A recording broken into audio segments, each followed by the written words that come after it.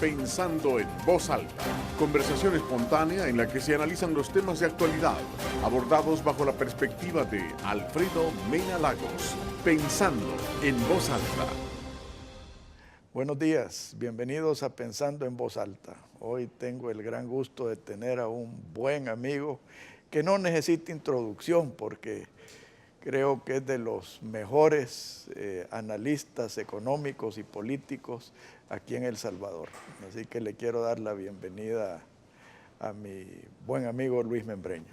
Bienvenido, Luis. Gracias, Alfredo. Un placer estar siempre aquí en tu espacio tan bonito y tan visto por todo el mundo. Gracias, Luis. Quizás el primer tema que me gustaría tocar es el rating de Standard & Poor's, que a mí me extrañó de sobremanera esa aparente falta de profesionalismo de dar una calificación en la mañana y luego cambiarle en la tarde. Creo que errores cualquiera los comete, pero en este caso es un error grave porque tiene implicaciones graves. Me gustaría conocer cuál es tu análisis de esta situación. Fíjate que en realidad fue una gran sorpresa porque esto fue el martes en la noche, déjame acordarme exactamente, el lunes en la noche. El lunes en la noche, primero sale de que nos bajaban la calificación y nos establecían que estábamos de nuevo en default, en impago selectivo, ¿verdad? Y entonces todos sorprendidísimos en Estados Unidos, en el mundo y aquí, ¿verdad? Y todo el mundo, bueno, ¿y aquí qué pasó? ¿Verdad? Si ya se hizo el acuerdo de pensiones y no estábamos esperando que nos mejoraran la calificación, pero no estábamos esperando tampoco que nos pasaran a un default selectivo, ¿verdad? Entonces la reacción fue, bueno, ¿y aquí qué pasó? ¿Verdad? Entonces lo que ellos explicaron esa noche fue que ellos por procedimiento normal, digamos, lo que hacen es que pasan cuando se va a hacer un canje de títulos, porque el tema es que como las AFPs entregaron todos sus títulos de los certificados de inversión previsional al Banco Multisectorial de Inversiones, que es el que maneja el fideicomiso de obligación de pensiones, para que le diera los nuevos títulos, que tienen unas condiciones diferentes, 30 años de vencimiento, tienen una tasa de interés del 2.5% para el primer año y que van a ir subiendo hasta el 4.5% en el 2022 y de ahí en adelante va a ser de 4.5%. Entonces, lo que ellos dicen que ocurre normalmente es que esos procesos llevan varias semanas. Y que entre el momento en el que entrega las AFPs, en este caso los títulos viejos, y en el tiempo que reciben los nuevos, pasan varias semanas. Entonces ahí es a donde ellos deciden que es un default selectivo y que entonces cuando ya se hace el canje de los títulos, cuando ya se reciben por parte de las AFPs, entonces ya se quita esa característica y se devuelve la calificación.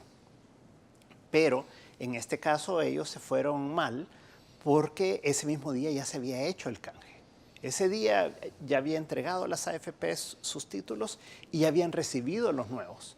Entonces fue una falta de información realmente de Standard & Poor's, que como tú decís a cualquiera le pasa, pero una institución de esta envergadura, de esta naturaleza, Y además, de esta importancia. y el prestigio, o sea, los ha dejado muy mal parados, porque recordad que esto tiene implicaciones enormes. La verdad que la mayoría de personas tal vez no termina de comprender, pero yo hablaba, por ejemplo, con un banco y me dijo, mira, o sea, hemos pasado las últimas 24 horas, porque tardaron 24 horas en quitar esa condición de impago y devolver la calificación. Han pasado 24 horas discutiéndolo internamente, separaron operaciones también. Y todo esto generó un caos, pues, ¿verdad? Pero en los mercados la gente sí lo supo interpretar y los bonos hasta mejoraron de precio. O sea, la gente conocedora del caso de El Salvador dijeron, no, o sea, Standard & Poor's está mal, ¿verdad? Pero internamente en todas estas empresas que sí se tienen que guiar por la calificación que se establezca, y más si es un impago, ¿verdad? Entonces esto paró operaciones, paró una serie de cosas, y por lo tanto es bastante triste que una empresa de esta envergadura haya cometido ese error. Ahora, el otro lado de la moneda, eso no quita que El Salvador no esté a la cola de las calificaciones mundiales, ¿verdad? Creo que la única que nos gana es Venezuela. Tal vez no puedes explicar un poco qué es lo que significa. Sí, lo que pasa es que recordad que en 1997 El Salvador logró una calificación de riesgo que solo tenían 3 países en América Latina, que se llama grado de inversión. Y entonces es un triple B, y esa es una calificación en la que comienzan a ser de parte del club de países más ordenados del mundo, digamos. Y eso se mantuvo durante 11 años, 12 años. Y fue en el 2009 que nos bajaron la calificación por primera vez, pero claro, era un momento de una crisis mundial y fue una grada nada más, entonces uno decía, bueno, o sea, en cualquier momento podemos volver a subir, ¿verdad? Y después en el 2012 nos bajaron otra grada en vista de los incumplimientos de El Salvador del acuerdo con el Fondo Monetario Internacional, y después nos dejaron en perspectiva negativa. Pero el año pasado, las calificadoras de riesgo, las 3, Fitch, Moody's y Standard & Poor's, fueron muy claras en decir, si El Salvador no logra un acuerdo fiscal y un acuerdo en pensiones, entonces le vamos a bajar la calificación. Esta negociación comenzó allá por junio, más o menos, del año pasado. Entonces, al no haber nada hasta el mes de agosto, entonces nos bajaron por primera vez la calificación, o sea, una vez adicional la calificación en una grada. Pero después nos dieron un compás de espera hasta fin de año y nos dijeron, si no hay un acuerdo de aquí a fin de año, vamos a bajar la calificación y probablemente más de una grada. Y entonces nos bajaron 2 gradas la calificación. Y con eso estábamos a punto de llegar a C. Era la última B, ¿verdad?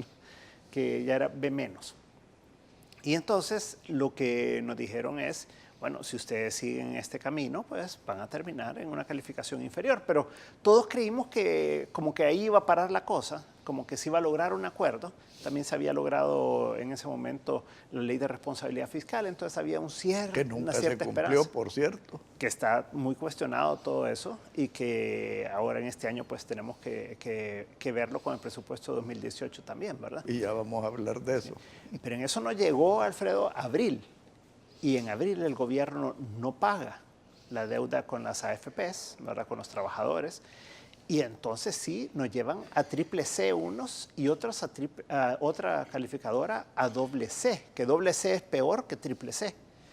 Y además nos pusieron el default selectivo, que eso nunca lo habíamos visto en El Salvador. Entonces fue realmente grave lo que ocurrió en abril. Y después, 2 semanas después, el gobierno pagó a los trabajadores lo que les debía, los certificados de inversión de pensiones, y por lo tanto nos quitaron el default selectivo, pero no nos quitaron el triple C ni el doble C. Y ahí hemos estado. Cuando ahora vienen y nos vuelven a poner en default selectivo, fue así como un shock, ¿verdad? En El Salvador y en el mundo. Pero eso ya se eliminó y estamos de nuevo en la CES, ¿verdad? O sea, no es que Pero esto mejoraba a CES, pero en la CES, en una C. Estamos en triple C en una de las calificadoras, doble C en la otra. Doble C siendo peor que triple C. Sí, correcto. ¿Verdad? Pero hay una grada más que es la C, ¿verdad? Sí, sería una C, ¿verdad? Sí. Bueno, antes de pasar, y eso lo vamos a cubrir en el próximo segmento, Luis, que es la situación fiscal de este país, quisiera que analizáramos el arreglo, entre comillas, que se llegó con los fondos de pensiones. Para mí, y corrígeme si estoy equivocado, esta es una salida, no es una solución. Me gustaría tu opinión. Mira, yo creo que el gobierno quería una solución a su manera, digamos, y la solución de ellos que se planteó en febrero del año pasado, del año 2016, y que la mantuvieron hasta más o menos julio de este año, fue, nos llevamos la mitad de los ahorros de los trabajadores, de los 5.000 millones de dólares que tienen ahora, de los 10.000, perdón, casi millones de dólares, nos llevamos 5.000. Y por el otro lado, todos los trabajadores que cotizan a las AFPs todos los meses y que ganan menos de $600, nos vamos a llevar ese dinero para el gobierno y vamos a pagar todo lo que corresponde al sistema de pensiones, incluyendo las pensiones de los jubilados del Seguro Social y del INPEP. Entonces, era una expropiación, era una confiscación de los recursos de los trabajadores y por lo tanto ahí sí los partidos de oposición como Ghana, que le había dado el apoyo al FMLN en muchísimas cosas en los últimos 8 años, no lo apoyó ni el PCN ni el PDC. Entonces no pudieron aprobar esa reforma y lo intentaron durante varias veces en ese año y medio. En febrero de este año había salido la ICP, que es la Iniciativa Ciudadana para Pensiones, que es un grupo grande de ciudadanos que se habían reunido, habían planteado una propuesta y esa está validada por estudios actuariales que se habían hecho por un actuario chileno muy reconocido y era muy consistente. Esa propuesta en sí misma no tenía inconstitucionalidades porque no era confiscatoria y buscaba resolver los problemas con una visión de largo plazo, o sea, de resolverlos para 40, 50 años, y los estudios actuariales decían que eso lo resolvía y que era sostenible a 50 años o más. Después vinieron una serie de propuestas que se hicieron, incluyendo una del gobierno que se planteó en julio, en la que ellos ya desistían de los elementos confiscatorios, y después vino los partidos políticos de oposición, los 4, que tienen 53 diputados en la Asamblea, y solo se necesitaba 43 para poder aprobar una propuesta de pensiones, de reforma de pensiones. Y ellos hicieron lo que ellos llamaron la integradora, que era tomar de base la de la ICP, que era la sostenible, y agregarle algunos elementos de otras propuestas, incluyendo algunos elementos de la del gobierno.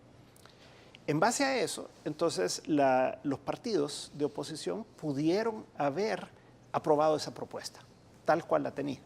Y era bastante consistente en sí misma porque estaba basada en la ICP. Pero después, entonces, ellos decidieron no aprobarla sin el consentimiento del gobierno porque el temor era que el presidente lo podía vetar. Entonces, lo que se hizo fue la siguiente, que fue la conciliadora, que le llamaron. Y se formó la comisión ad hoc. Esa comisión ad hoc lo que hizo fue quitarle a Lorena Peña en particular de la Comisión de Hacienda el tema y pasarlo aquí. Y entonces en esta comisión ad hoc, en menos de 72 horas, se llegó a un acuerdo. Este acuerdo obviamente no es perfecto, ¿verdad? No es tal vez lo que algunos hubiéramos querido en su integralidad, pero contiene muchísimos de los elementos de la propuesta de la ICP y de la propuesta que habían retomado los partidos políticos. Yo diría, Alfredo, que esta es una solución que resuelve los próximos 15 años. Bueno, entonces, de estar resolviendo nosotros problemas para un mes, ¿verdad? Para 3 meses que veníamos, esto nos da un espacio importante porque en el 2030 es que esto va a cambiar. Ya las personas van llegando al final de su vida, el grueso de las personas ya jubiladas. El sistema antiguo, ¿verdad? No pesa. Correcto. Y entonces eso ya va a comenzar a generar unos flujos diferentes. Y además los retirados nuevos, ¿verdad? Del sistema nuevo, que ya van a ir siendo cada vez más. Entonces, creo que es una buena solución, digamos, en el sentido de que no fue vetado por el presidente, que pudo contar con los votos de todos los partidos políticos, pero eventualmente va a tener que volver a retomar el tema, pero por ahora creo que era lo mejor que el sistema político salvadoreño podía producir. Ahora, yo honestamente y sin ser demasiado exigente, creo que quedan problemas importantísimos sin resolver. Uno de ellos es la edad de retiro, correcto, que me parece que es exageradamente baja. Sí. Segundo, la discriminación entre hombres y mujeres. O sea, si las mujeres tienen más expectativa de vida, por lo menos deberían de tener la misma edad de retiro. Otra cosa que a mí me indigna es que no se incluye los fondos de pensiones para los militares, que para mí es importantísimo que se incluyan. Y por eso es que te digo yo de que es una salida y no una solución. Porque si bien es cierto, tal vez quita el peligro inmediato de los próximos 15 años, pero en realidad no resuelve el problema. Yo, como tú me habrás escuchado en algún momento decirlo, yo siempre fui partidario de que se subiera la edad de jubilación, ¿verdad? Yo creo que 55 años para una mujer y 60 para un hombre, somos demasiado jóvenes, y hoy en día con expectativa de vida de cada uno, y las mujeres con más expectativa de vida, como tú decías, que los hombres, pues entonces deberíamos de por lo menos estar en la misma edad y además superior que los 60 años que tenemos los hombres. Entonces, yo creo que lo que sí dejó la ley es ya un camino para irlo subiendo, porque estableció que dentro de 5 años se comienza a discutir y se puede subir un año cada 5 años. A mí me parece muy lento, ¿verdad? Creo que habrá que reformar probablemente eso, pero abre una puerta ya para poder incrementar los años de trabajo de las personas. Y yo creo que al final de cuentas el ciudadano, el ahorrante, debe de hacer sus números, pensar que entre más años cotice, entre más postergue su retiro, más alto es su fondo de retiro. más tiene, ¿verdad?, para retirarse. Y por el otro lado, como ya es vitalicio, ¿verdad?, porque eso es una de las grandes ganancias de esta reforma, entonces va a poder retirarse con una pensión mucho más alta hasta el día en que se muera, ¿verdad? Entonces, yo creo que ahí pues ya va a venir la voluntariedad de las personas de comprender que está en su propio interés, de las mujeres, de los hombres, de retirarse a una edad superior. Pero yo coincido contigo. Ahora, en el tema de los militares, el problema de los militares, Alfredo, es que primero se ha manejado siempre como un sistema aparte, ¿verdad? Segundo, las condiciones de retiro de ellos son muy favorables, ¿verdad?, porque es el 100% lo que se les paga. Claro, esto tiene una razón de ser, y es que el riesgo de un militar no es el mismo que el riesgo de cualquiera de nosotros, para los ciudadanos. También es una generación que combatió, es una generación que sufrió muchas lesiones, hay muchos lisiados dentro de esto también. Y por el otro lado, pues el daño físico que han tenido y el riesgo. Y la otra cosa es que a muchos de ellos, por estar combatiendo, los dejó el tren laboral, ¿verdad? Claro. O sea, que... Ni siquiera pudieron estudiar, pues. Correcto. ¿Verdad? Porque tuvieron que estar en que eso tiene que reconocérseles. Claro. Entonces, yo sí creo que normalmente en un sistema de pensiones tú no vas a obtener ni el 70 ni el 100%, ¿verdad? Pero en casos de profesiones extremadamente riesgosas, ¿verdad? Por ejemplo, hay otros países en donde los mineros, que tienen una condición de riesgo personal muy grande. Los bomberos, la policía. Se retiran antes y se retiran con una pensión más alta por todo el riesgo que han tenido. Pues. Entonces, yo creo que sí amerita. Ahora, yo no creo que valga la pena meterlos al otro sistema porque van a salir perjudicados. Sí, ¿verdad? pero creo darle que sí hay que garantías. resolver. No, y darle garantías. Hay que resolver el tema del pago, ¿verdad? Hay que establecerlo por ley, que esto es parte del presupuesto, y al final ellos son empleados públicos, pues. Correcto. Entonces el Estado tiene que responder ante sus propios empleados con un compromiso que ha existido. Pues. En el próximo segmento quiero que hablemos de la crisis fiscal y del gasto público, porque para mí todo esto no vale nada si seguimos en la vorágine del déficit, del endeudamiento y de la insostenibilidad financiera de El Salvador. Por favor, no nos cambie, ya volvemos.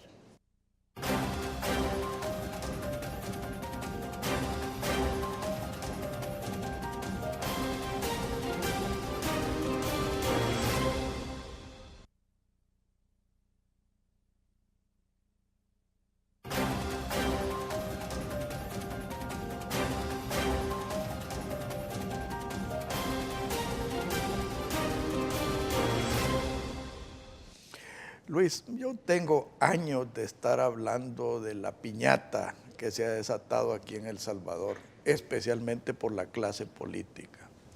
A mí me parece cínico de parte de los políticos estar hablando de austeridad y ellos subiéndose los sueldos, ¿verdad? Me parece cínico hablar de austeridad y seguir contratando gente por razones políticas y peor aún, por razones familiares. ¿Cuál es tu visión al sentido? Yo coincido que, primero, la reforma de pensiones no resuelve el tema fiscal, ¿verdad? O sea, ni pretendía tampoco, sino que genera un cierto alivio, ¿verdad? Porque era una parte de... Pero el grueso del problema realmente está en el gasto. El gasto ha crecido desmedidamente.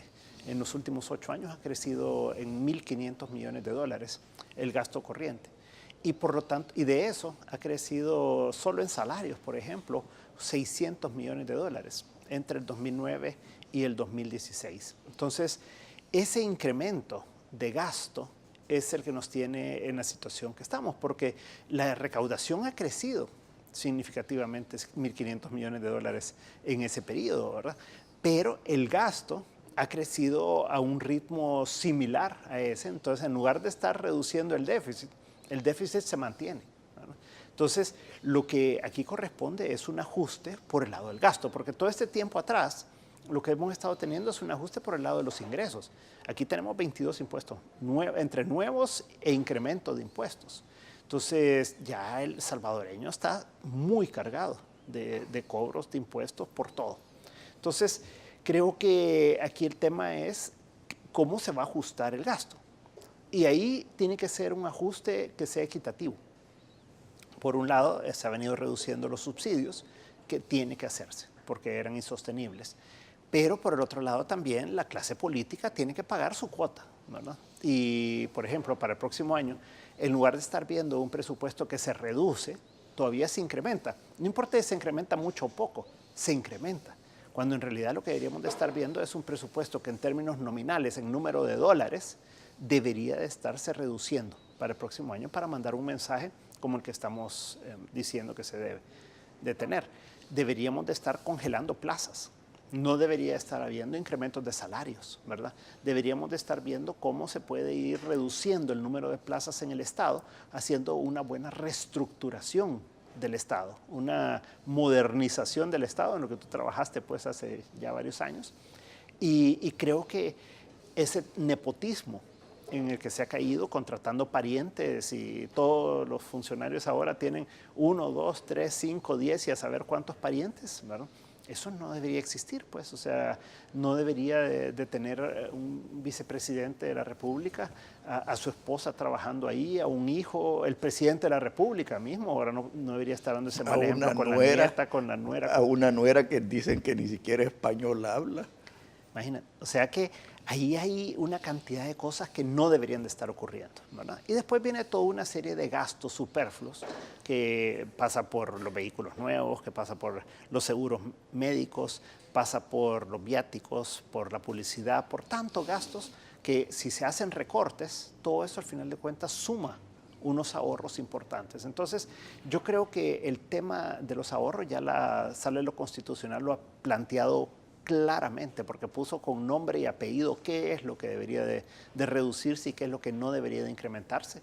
Y por lo tanto, creo que ese debería ser el esfuerzo que se debería hacer en los próximos días, porque el acuerdo fiscal, Alfredo, tiene que salir, a mi gusto, en octubre. ¿Por qué? Porque después los políticos se van a la calle a su campaña política. Si aquí ya estamos a la vuelta de la esquina de marzo, pues. A ofrecer lo que no tienen, Exacto. ni pueden dar. Exacto. Y que no hay cómo pagarlo. Entonces, yo creo que aquí lo que se requiere es que en este mes se pueda llegar a un acuerdo fiscal y como decimos, o sea, no es una solución estructural de largo plazo, pero sí por lo menos que resuelva 2017, que ya se está resolviendo, 2018 y 2019, para que el próximo gobierno no tenga de entrada, por ejemplo, un problema para pagar los 1.089.5 millones de dólares en deuda que se vencen entre septiembre y diciembre del 2019 y un gobierno que toma posesión el 1 de junio, ¿verdad? Entonces, creo que lo que se debe lograr es ese acuerdo en el que se reduzca el déficit en 2018, 2019 y probablemente va a haber que ampliar un poco a 2020, pero que de esa manera ya tengamos unas finanzas públicas mucho más estables y que eso nos permite entonces ver cómo la deuda, en lugar de que siga subiendo, que comience a bajar. Primero con respecto al PIB, ¿verdad? O sea, y el PIB es otro tema, ¿verdad? O sea, ¿cuál es el PIB del país, ¿verdad? Pero entonces lo que necesitaríamos es que caiga con respecto a esa medición y si pudiera ser obviamente en términos nominales, quiere decir en términos del número de dólares que pudiera caer, pues sería mejor. Pero por lo menos en un inicio que cayera con respecto al tamaño de la economía. Entonces, creo que el poder ser mucho más sensatos y mucho más razonables y mucho más responsables con el gasto público nos podría dar una forma de poder darle sostenibilidad a las finanzas públicas y a la deuda a mediano y largo plazo en el país. Mira, yo voy a hacer una oferta o una sugerencia quizás demasiado bondadosa con la clase política. La sugerencia para mí, durante el mes de octubre debiera ir orientada hacia, uno, congelar plazas, no más contrataciones. Correcto. Segundo, congelar salarios, no más aumentos salariales. Y tercero, quitar lo que se llama en Estados Unidos los entitlements. No sé cuál es la palabra en español, no sé cómo se te ocurre, porque los entitlements es lo más criminal que hay en un presupuesto, claro, que son los aumentos salariales automáticos. Sí. Que son los que tienen salud, los que tienen algunos profesores, en la misma PNC, etcétera. Pero el problema más grande está en los escalafones de salud. Ahí es a donde está el mayor problema, porque es un 8% por año de incremento. Sí, qué ridículo. Sí, con una inflación del 1%, ¿verdad? Sí. Yo creo que si se congela, Alfredo, por ejemplo, las plazas, lo que estaríamos haciendo es reduciéndolas. Ese es el propósito. Porque al congelarlas, las que van quedando además vacantes por efectos naturales de las personas que se vayan, el objetivo debería ser que esas, si no son indispensables, se eliminen también, ¿verdad? Entonces, congelas el número total, pero vas eliminando las que no son indispensables de personas que se vayan retirando. Y solo sustituyes las que sean indispensables, un maestro, por ejemplo, o un policía, ¿verdad? Pero y que lo puedes sustituir con los que ya están. Exacto, o sea, así es. No. Y puede ser más eficiente y todo. Así es. Entonces, yo sí coincido contigo que eso sería un primer buen paso, digamos, ¿verdad? Daría un mensaje importante a la sociedad de que aquí todos estamos en el suelo, todos en la cama. Pues no puede ser que solo los ciudadanos tengamos que bolsearnos, tengamos que sacrificarnos y tengamos que pagar más impuestos y todo, y que el gobierno gaste, ¿verdad? No, y te digo lo indignante de aquellos empresarios que están en alitas de cucaracha, porque sí, hay varios que se están verdaderamente apretando el cincho, que no han recurrido a recortes por a veces aprecio que se le tiene a los empleados o inclusive cuestión de supervivencia, porque ya tocaron fondo, y que viene la clase política a despilfarrar, a hacer uso de la corrupción, a hacer uso del nepotismo y a aumentar impuestos. Sí. O sea, eso para mí genera un malestar en la sociedad que ya está permeando. Ya no solo es la clase empresarial la que está sufriendo, es la clase media. Y yo me atrevería a decir que las clases más humildes, aquellos que trabajan en el campo, que no pueden conseguir un empleo. Es algo, Alfredo, que afecta a todo mundo. O sea, lo que vemos es que estos incrementos de salario, por ejemplo, tan desmedidos que hubo en ciertos sectores, como en el sector de la maquila, en el sector agrícola, al final ha afectado mucho a los pobres trabajadores, pues, porque se han quedado sin trabajo mucha gente, porque no dan la rentabilidad de los productos agrícolas, por ejemplo, no te da para poder mantener una planilla a esos precios, ¿verdad? Lo mismo en la parte de maquila, han cerrado muchas empresas porque ya tenían contratos. Y a nivel internacional tú no puedes llegar a decir, mire, yo le voy a subir el precio en 20, 30% porque me subió el salario mínimo del país. No, ahí te dice, mire, yo tengo un contrato, usted me cumple primero. Y después, si usted no me lo puede dar al mismo precio o un precio más bajo, entonces me voy para China, me voy para Vietnam, me voy para Honduras, me voy para cualquier otro país. Para Nicaragua. ¿Verdad? Para Nicaragua. Entonces, yo creo que ahí es donde tenemos que ser realistas de entender que las ganancias de productividad son las únicas que pueden generar incrementos de salario que sean sostenibles, ¿verdad? Que no te genere un desempleo. Entonces, sí hay una cantidad de cosas en las que no se ha caminado bien en el país y que eso está llevando a muchas empresas a números rojos, ¿verdad? A empresas que van cerrando. Y a las empresas que más les afecta es a las pequeñas. Las empresas pequeñas, las microempresas y aún las medianas, ¿verdad? La grande todavía tiene ciertos espacios, ¿verdad? De poder tener ganancias de productividad, de eficiencia, pero en las micro y pequeñas no hay mucho para dónde hacerte. Entonces, sí se afecta a un volumen importante de personas que se quedan sin empleo y que eso a la larga pues genera un problema para el país, ¿verdad? Entonces hay que hacer una conciencia de que, por ejemplo, se ha hablado de que va a venir un nuevo incremento de salario mínimo para este año. Eso sería desastroso. realmente. Un incremento netamente electoral. Electoral, para ver de ganar votos, porque imagino que lo van a hacer a partir de enero del próximo año. Y eso va a generar un impacto todavía más negativo, porque ya los espacios y las eficiencias que se lograron, ya es mucho más difícil de lograrlas en el futuro con otro incremento del salario mínimo. Sí, ahora, de nuevo, estas calificaciones de riesgo como que le mete un elemento más al costo de la deuda, que es otra sugerencia que yo me atrevería a hacer, el congelamiento de deuda. O sea, simple y sencillamente cualquier gasto adicional tiene que venir a costa de el presupuesto. En el próximo segmento, Luis, quiero que hablemos del tema político, porque a mí una de las cosas más indignantes de la clase política es la falta de prioridades reales. O sea, aquí se está priorizando el empleo del pariente, se está priorizando el buen vivir, se está priorizando el negocio a costa de seguridad, de salud, de educación, de infraestructura. Así que en ese segmento, Luis, quiero que desmenucemos lo que significa la partidocracia y lo que le está haciendo, no solo a El Salvador, sino que a la democracia en sí.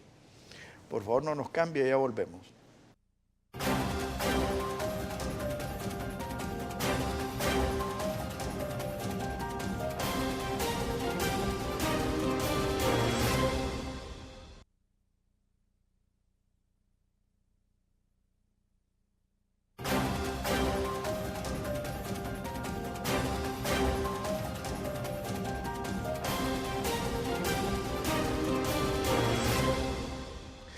Luis, yo desde hace mucho tiempo he dejado de creer en el sistema. Con esto no quiero decir de que he abandonado la democracia, pero que sí me repugna lo que tenemos, que es la partidocracia. En ese sentido, yo creo que tú has sido parte de la lucha de combate contra la corrupción, por la transparencia. Creo que hay muchas entidades como FUSADES, FUNDE, las gremiales empresariales que también han estado en esta lucha. ¿Cómo ves tú las perspectivas para que se transparente el ser político? Mira, yo creo que lo que ha habido también en este tiempo es un despertar de ciertos grupos de la sociedad civil. Y hoy ve uno que surgen muchos grupos y están tratando de haber ciertas uniones de grupos también, ¿verdad? Como aglomeraciones o como confederaciones, digamos, de grupos de personas de la sociedad civil que comparten los mismos objetivos. Y son justamente eso, ¿verdad? O sea, una democracia fuerte, ¿verdad? Que sea sólida, que haya transparencia en todo el uso de recursos, que no haya corrupción y que el corrupto sea juzgado, sea quien sea, del partido que sea. Y creo que esos son elementos que unen a la ciudadanía, porque al final son los recursos de los ciudadanos, pues lo que esta gente administra, y en lugar de administrarlo en beneficio de la ciudadanía, lo hacen de su familia, personalmente, etcétera. Entonces, y los resultados, por el otro lado, no los percibe la ciudadanía. No percibe que hay más empleo, no percibe que haya mejor seguridad, no percibe que haya mejor educación, que el sistema de salud haya mejorado, que haya medicinas en los hospitales, no percibe que vayamos mejorando en carreteras, ¿verdad? En todo. Entonces, tenemos puertos abandonados, como el puerto de la Unión, por ejemplo. El aeropuerto está tan desfasado también en su modernización, etc. Entonces, creo que la ciudadanía, al final de cuentas, lo que exige es mayor eficiencia, mayor capacidad de producir resultados de los funcionarios públicos y, sobre todo, que no sean corruptos y que sí sean transparentes. Entonces, yo creo que el que se pueda avanzar en eso depende de algo, y es a quién se elige. Vamos a tener la posibilidad de elegir en los próximos meses alcaldes y diputados y después presidente de la República. Entonces, tenemos que ver bien a quién vamos a elegir. Pero te has olvidado de lo más importante, la sala de lo constitucional, Claro. mi querido amigo. Exacto. Tenemos en julio del próximo año que se elige 5 magistrados y 4 para la sala constitucional, de 5 que componen la sala constitucional, ¿verdad? Entonces, ¿y quiénes los van a elegir? Los diputados que elijamos en marzo, ¿verdad? Entonces, yo creo que la elección de diputados es particularmente importante ahora, porque el equilibrio de poderes que se ha dado en el país, que es muy positivo, parte de una sala de lo constitucional muy independiente, muy técnica y que ha hecho cosas que nunca nadie hubiera esperado que sucediera, y eso nos ha elevado el nivel de calidad de la democracia que tenemos. Y por el otro lado necesitamos tener una independencia también en el ejecutivo del legislativo. Por eso la democracia está basada en que los 3 poderes sean independientes y complementarios, ¿verdad? Pero que el uno es como un contrapeso del otro. Entonces, pues habrá que pensar bien en quiénes elegimos para que vayan primero a la Asamblea Legislativa, que elija a la Sala Constitucional, y después el presidente, con quiénes va a trabajar, ¿verdad? El nuevo presidente, qué equilibrio vamos a querer tener entre todos los partidos políticos representados en la Asamblea y el presidente que sea electo después también, ¿verdad? Porque tampoco podemos tener un presidente que no tenga la capacidad de gobernar, ¿verdad? Esos equilibrios son bien importantes en una sociedad para que de esa manera pues, se pueda evitar que tengan la tentación de ser corruptos, de ser poco transparentes. Y lo otro que tiene que haber, Alfredo, es una transformación de las instituciones. ¿Por cuánto tiempo no hemos hablado de la transformación del Tribunal Supremo Electoral, de la transformación de la Corte de Cuentas, por ejemplo? ¿Cuántas veces no hemos hablado de dividirlos en dos, esas dos instituciones? Uno es el trabajo, digamos, operativo, electoral o de auditorías, y por el otro lado el de juzgamiento, el de justicia electoral, el de justicia... Un tribunal electoral. Correcto. Entonces, esas cosas tienen que ser independientes, ¿verdad? Porque si tú las mezclas, al final sos juez y parte. Y eso es lo que tenemos en este momento en el Tribunal Supremo Electoral, en la Corte de Cuentas. Entonces, esas dos instituciones son fundamentales para garantizar la democracia, para garantizar la transparencia en el proceso electoral y en el manejo de las finanzas públicas y combatir la corrupción, ¿verdad? En el país. Y es parte de la responsabilidad que no se ha enfrentado y por lo que de alguna manera estamos como estamos. Y que yo, honestamente, la única vía que veo es la vía constitucional. La clase política simple y sencillamente no tiene la voluntad de hacer estas reformas. Yo creo que necesitamos un equilibrio diferente en la Asamblea Legislativa. El problema son varios. Uno es que están los residuos y los residuos te generan un cierto resultado electoral. Segundo, tenés que a las elecciones van básicamente los mismos partidos políticos, por lo tanto es muy difícil que vayas a tener un resultado diferente. Creo que lo único que queda aparte son las candidaturas independientes.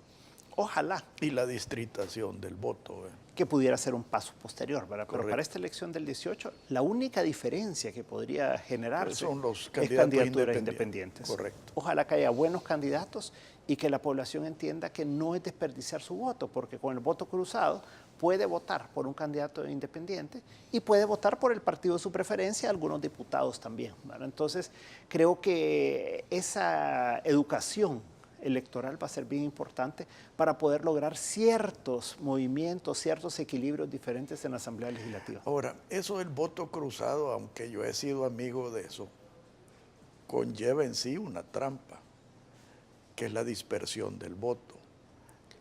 Cuando tú votas solo por un diputado independiente, le estás dando un voto. Correcto.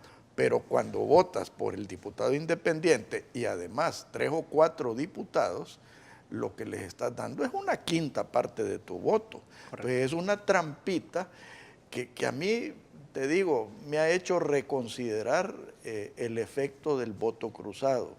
Yo creo que lo importante ahí, Alfredo, es explicarle eso a la gente. O sea, y decirle, vaya, usted quiere darle todo su voto a un solo candidato independiente, por ejemplo, perfecto, o sea, hágalo.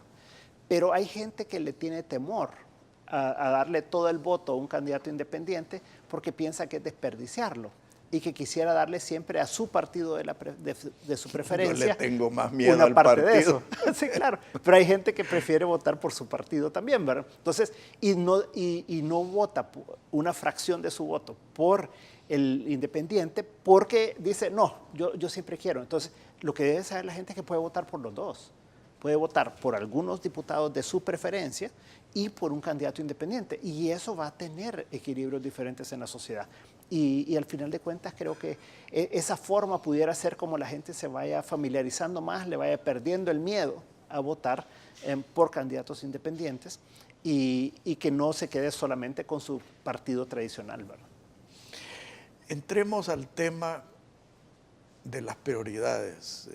Tú conoces mucho de seguridad, Luis, y a mí me parece indignante que ante la situación que está viviendo El Salvador, el gobierno tenga el cinismo de reducir el presupuesto de seguridad. Mira, el tema de la cantidad de recursos que se le ha dado a seguridad en los últimos años, con préstamos, con incrementos de presupuesto, es enorme. Y lo que no encontramos es una equivalencia entre la cantidad de recursos que se han invertido y los resultados, ¿verdad? Porque uno lo que esperaría es que si estamos invirtiendo como sociedad una cantidad significativa de recursos al año, imagínate que solo el impuesto de las telecomunicaciones, el SESC, son $50 millones adicionales al año. El impuesto del 5% adicional para las empresas que ganan más de $500,000 fueron 57 millones este año. Préstamos, 100, 150, 200 millones en los diferentes años. Y además, cerca de 600 millones por año que se invierte en el tema de seguridad. O sea, estás hablando, Alfredo, al final de cuentas, que son cerca de 800 millones por año. Entonces, es básicamente presupuesto muy cercano al de salud o al de educación. Entonces, pero no ves un resultado. No ves que las condiciones de seguridad vayan mejorando en el país, sino todo lo contrario. O sea, el mes pasado, de septiembre, ha sido una sangría lo que ha habido en este país. Y lo que se percibe cada vez más es más riesgos para la ciudadanía, para el ciudadano en su barrio, en su colonia, en su cantón, como para todas las demás ciudadanos y los mismos funcionarios públicos. O sea, se comienza a tener información de inteligencia también que pueden haber ataques contra esto. Se comienza a rumorar de secuestros también. O sea, hay muchas cosas que van a ir empeorando si esto no se detiene. Entonces, la pregunta es, ¿le metemos más recursos financieros a esto o no, verdad? Porque cada vez que le metemos más recursos, como que el efecto es contrario. Como que lo que genera son incentivos para que las condiciones se mantengan o empeoren. O a saber cómo se reparten los dineros también ahí, ¿verdad? Que al final de cuentas genera incentivos perversos para que esas situaciones se mantengan. Ahora, yo te voy a decir, hay maneras de controlar ese despilfarro y esa corrupción. Uno es condicionar el presupuesto de seguridad a un aumento salarial a los policías y a los soldados. Otro es condicionarlo al número de plazas reales de policías y soldados. Tercero, condicionar el aumento de presupuesto a equipamiento real. Cuarto, y esto es más difícil de, ya no digo cuantificar, sino que calificar, una política honesta y efectiva en el combate a la delincuencia. A mí me parece una burla sacar tanquetas a la calle y yo te voy a decir, para mí este incremento de los asesinatos fue una respuesta indirecta a sacar las tanquetas. O directa.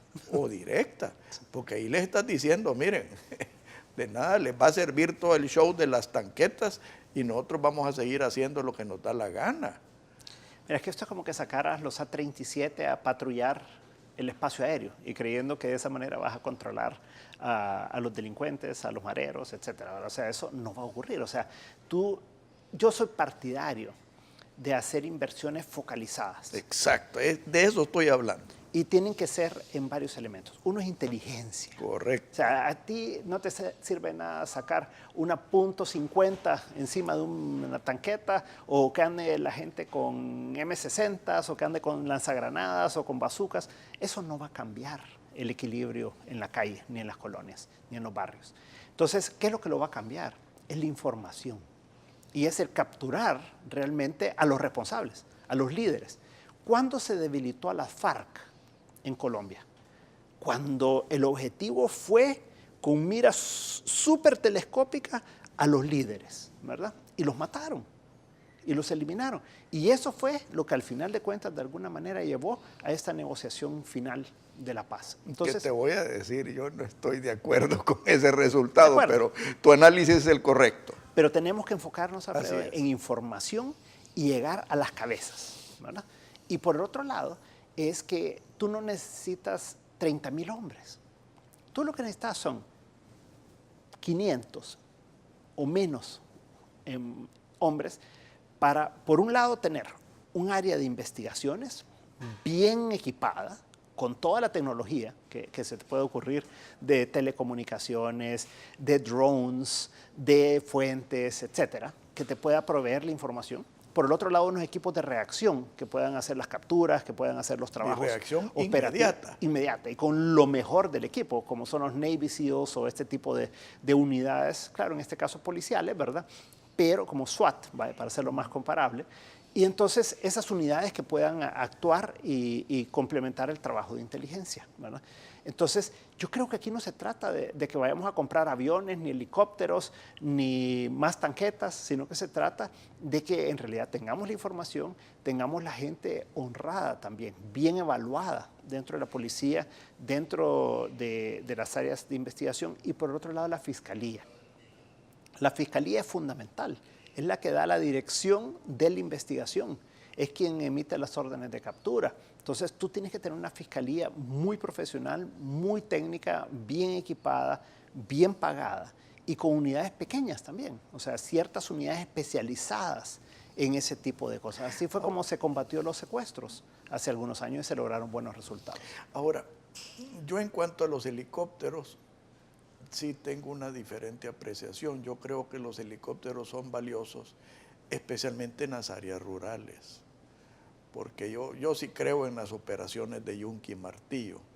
Esa falta de control territorial, y si tú tenés una inteligencia, y aquí quiero hacer algo, definir lo que es inteligencia, porque mucha gente cree que inteligencia es la capacidad mental, o creen que es información nada más. Claro. Es información procesada. Exacto. E información implementada. Y aquí es donde tu concepto de las unidades pequeñas aerotransportadas pueden venir a jugar un rol efectivo en las áreas rurales. Pasa que ahí tenés dos cosas, Alfredo. Yo, por ejemplo, soy partidario de invertir en drones. Buenos drones, no los de juguete que tiene, tiene uno o un amigo, ¿verdad? Pero son los profesionales realmente. Estos te pueden patrullar automáticamente ciertas áreas. Pueden ser 10 kilómetros a la redonda, puede ser por municipio, puede ser por áreas específicas, etc. Entonces, yo creo que hay mucha tecnología hoy en día que no es cara en términos relativos a la cantidad de plata que hemos invertido y que no la tenemos. Y por el otro lado, en la parte de los helicópteros, sí. O sea, ahora, no necesitas más de 5 helicópteros. O sea, estas no son operaciones aerotransportadas de 20 helicópteros. Correcto, no, y es correcto. Tenemos 5 helicópteros, ¿entendés? Entonces, yo prefiero mejor que vayamos a un nivel de tecnología más alto, que nos permita obtener esa información procesada para poder, porque aquí no se trata solo de capturar, se trata de que hay casos que te pueden llevar 3, 5 años armarlos.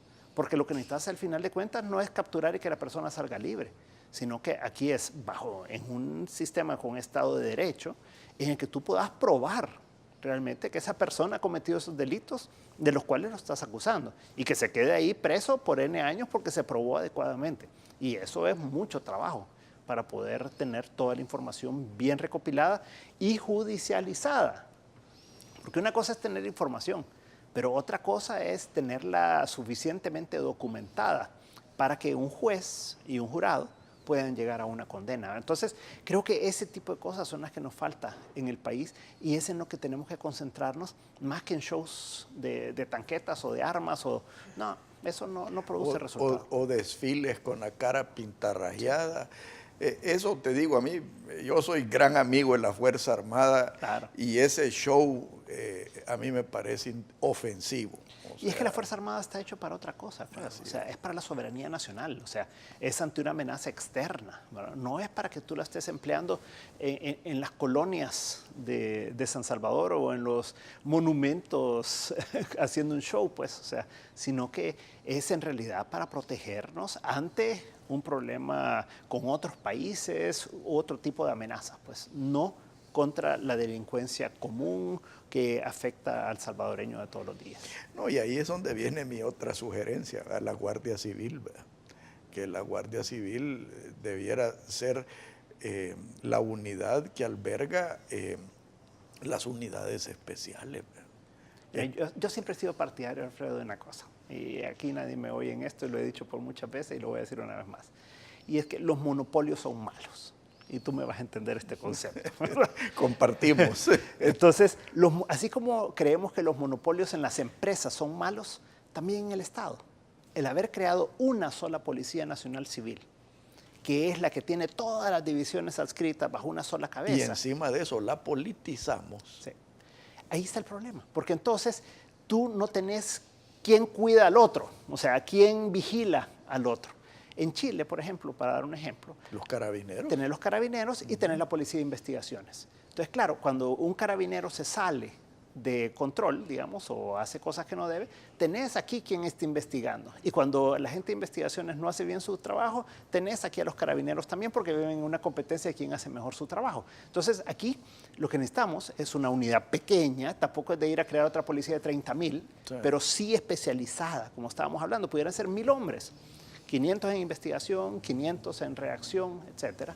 Y eso puede dar un equilibrio diferente a la seguridad pública en el país y genera primero un chequeo de unos con otros y por el otro lado te genera una competencia sana de quién produce los mejores resultados. Entonces, y un apoyo en tiempos de necesidad, exacto, o momentos de necesidad. Y que se necesita en el país, ¿verdad? Entonces, yo creo que eso es lo que no hemos enfrentado de la manera adecuada. No es que nos vaya a costar la gran cantidad de plata, hemos botado más plata en muchas otras cosas, ¿verdad? Y es el momento, creo yo, de repensar nuestra seguridad pública, nuestra inteligencia y la forma de poder actuar ante todas las amenazas que tiene el ciudadano común y corriente todos los días. Bueno, muchas gracias, Luis. Lástima que se nos quedaron un par de segmentos importantísimos que serán tema de otro programa, que son la deficiencia en los servicios sociales y el clima de inversión, ¿verdad? Correcto. Que eso se vuelve un círculo vicioso a todas luces. Sí. Uno no nos deja crecer y el otro no nos deja invertir. Así que muchas gracias, Luis. Gracias a ti, siempre Alfredo. es un gusto y igualmente, gracias. Creo que tus aportes son valiosísimos. Gracias. Que Dios los bendiga a todos. Muy buenos días. Esto fue Pensando en Voz Alta, conversación espontánea en la que se analizan los temas de actualidad, abordados bajo la perspectiva de Alfredo Mena Lagos. Pensando en Voz Alta.